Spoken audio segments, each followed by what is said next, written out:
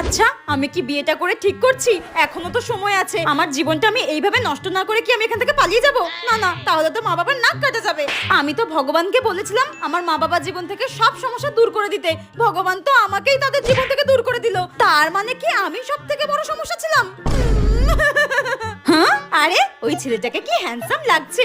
এতদিন এই ছেলেগুলো কোথায় ছিল? আর কিছুক্ষণ পরেই তো আমার বিয়ে হয়ে যাবে। আচ্ছা এমন যদি সিনেমার মতো হতো, আমার এক্স বয়ফ্রেন্ড আমার সামনে এসে বলবে এই বিয়ে আমি কিছুতেই হতে দেব না, কিছুতেই হতে দেব না। কিন্তু আমার তো কোনো এক্সই নেই। দূর। আচ্ছা বিয়ের আগে কি আমার বরকে ডেকে আমি বলে দেবো যে আমি খুব অলস, আমি একটাও কাজ করতে পারি না, কিচ্ছু করতে পারি না। শীতকালে তো আমি 1-2 মাস স্নান না করেই কাটিয়ে দিতে পারি। না না, এসব বললে যদি আবার মাথা টাথা ঘুরে পড়ে যায় তখন তো আবার আমাকেই সামলাতে হবে। দূর, এসব করে লাভ নেই। ওয়াও, কি সুন্দর সুন্দর ভোজপুরি গান চালিয়েছে, আমার তো নাচতে ইচ্ছা করছে। এই রে, শ্বশুর বাড়ির সবাই কিরকম হা করে আমার দিকে তাকিয়ে আছে। আমার ইচ্ছে মতো কেন কিছু করতে পারছি না?